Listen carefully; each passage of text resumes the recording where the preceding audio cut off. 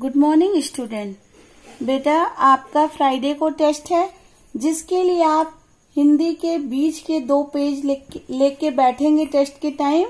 उसमें आप अपना नाम, क्लास, सेक्शन सब कुछ डाल के फिर टेस्ट देंगे। जो भी पेपर आपके पास जाएगा, जिसके लिए आपको पार्ट 1 जो अब तक मैंने पढ़ाया और लिखाया है उसको तैयार करना होगा। बच्चों, आज तक हम लोगों ने पार्ट 1 भाषा को पढ़ा था, उससे प्रश्न उत्तर और अभ्यास कार्य किया, लेकिन हमारी कुछ बातें रह गई या पुनः हम इसके बारे में बात करेंगे, या कुछ मैंने बताया या कुछ दोबारा बता रही हूँ। तो सबसे पहले आप जानिए कि सभी यूरोपियन भाषाएं रोमन लिपि पर आधारित हैं, चाहे वो जर्मन हो, फ्रेंच हो, स्पेनिश। आपको मैंने बैलून बनवाया था पहले पढ़ाते समय, उसमें ये सारी चीजें भाषाएं और लिपि के बारे में बताया था। सभी यूरोपियन भाषाएं रोमन लिपि पर आधारित हैं।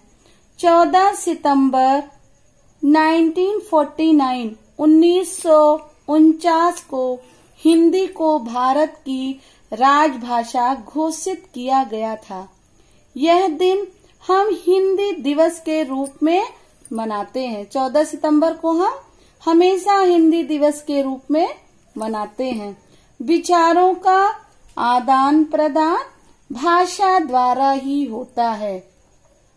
भाषा के 2 रूप होते हैं, मौखिक और लिखित। हम संकेतों द्वारा भी भाव व्यक्त करते हैं। हिंदी हमारी राजभाषा है, अंग्रेजी अंतर्राष्ट्रीय भाषा है। भाषा के लिखने के लिए निर्धारित चिन्हों को लिपि कहते हैं। आपको ये पता है कि ये बताया था शायद मैंने या नहीं कि भाषा का मूल रूप, लिखित रूप क्या होता है? लिपि। मतलब ये दो एक ही सिक्के के पहलू हैं। अगर भाषा के साथ लिपि नहीं है तो उसका लिखित चिन्हों का प्रयोग हम नहीं कर सकते, और हमारी मुख्य भाषा मौखिक थोड़े दिन में नष्ट हो जाती अगर लिपि का प्रयोग न होता। हिंदी देवनागरी में और अंग्रेजी रोमन लिपि में लिखी जाती है। भाषा को शुद्ध रूप से बोलने और लिखने के नियम हम व्याकरण से सीखते हैं। कल मैंने आपको बताया था ना कि शुद्ध रूप से बोलना, पढ़ना, लिखना हम किससे सीखते हैं? व्याकरण से सीखते हैं। बेटा अब देखिए, आपको मैं कुछ अभ्यास कार्य के बारे में फिर से बता रही हूँ। आपकी बुक में तो बेटा कोई भी क्वेश्चन आंसर कुछ भी नहीं है। कुछ बच्चों ने बुक ले ली होगी, कुछ ने नहीं, इसलिए उनको प्रॉब्लम न हो। तो निम्नलिखित भाषाओं की लिपि बताइए। तो हमारी उर्दू भाषा की लिपि है फारसी, स्पेनिश भाषा रोमन। अभी मैंने आपको बताया था कि सारी यूरोपियन भाषा जो रोमन लिपि में लिखी जाती है, तो ये सब हमारी वही भाषा है। Urdu, Farsi, Spanish, Roman, German, Roman, Punjabi, Gurmukhi, Sanskrit, Devanagari, Angrezi, Roman लिपि।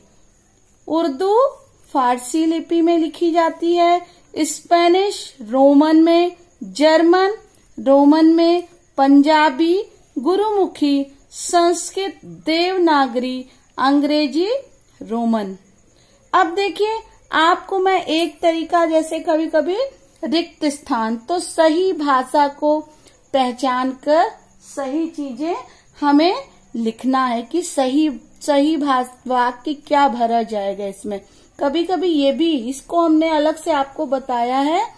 विचारों के आदान प्रदान को भाषा कहते हैं या लिपि कहते हैं। तो क्या कहते हैं बेटा? सही शब्द क्या है? भाषा। और इसको मैंने आपको पहले भी पढ़ाया था कि विचारों के आदान प्रदान को भाषा कहते हैं, तो भाषा हमारा सही शब्द है। नंबर 2, व्याकरण भाषा को शुद्धता प्रदान करता है। अब इसमें देखिए, सही शब्द पहचानने के लिए कि वाक्य या व्याकरण। कभी कभी परीक्षा में, एग्जाम में ये सारी चीजें आ जाती हैं, तो इसलिए आप लोग को इसको ध्यान से पढ़ना रहता है बेटा। भाषा को शुद्धता प्रदान करता है। क्या प्रदान करता है? वाक्य या व्याकरण। तो ये हमारा व्याकरण है। मराठी भाषा की लिपि है, क्या लिपि है? देवनागरी या गुरुमुखी? सही शब्द क्या है? देवनागरी। संस्कृत, नेपाली, मराठी और हिंदी, गुजराती की लिपि हमारी क्या है? देवनागरी। तो मराठी भाषा की लिपि क्या होगी? देवनागरी। जो विचार बोलकर प्रकट किया जाए उसे क्या कहते हैं? मौखिक भाषा या लिखित भाषा? तो बोलना और सुनना हमारी मौखिक भाषा है, और लिखित क्या होती है? लिखकर। तो हमारी जो विचार बोलकर प्रकट किया जाए उसे मौखिक भाषा कहते हैं। बेटा आज का होमवर्क है, आपको कल आपका टेस्ट है, इसलिए पाठ 1 भाषा के सभी प्रश्न तथा अभ्यास कार्य याद करो। जो भी चीज मैंने पढ़ाया बेटा उसको ध्यान से पढ़िएगा और मात्रा का बहुत ध्यान दीजिएगा। उत्तर देते समय मात्रा का बहुत ध्यान दीजिएगा।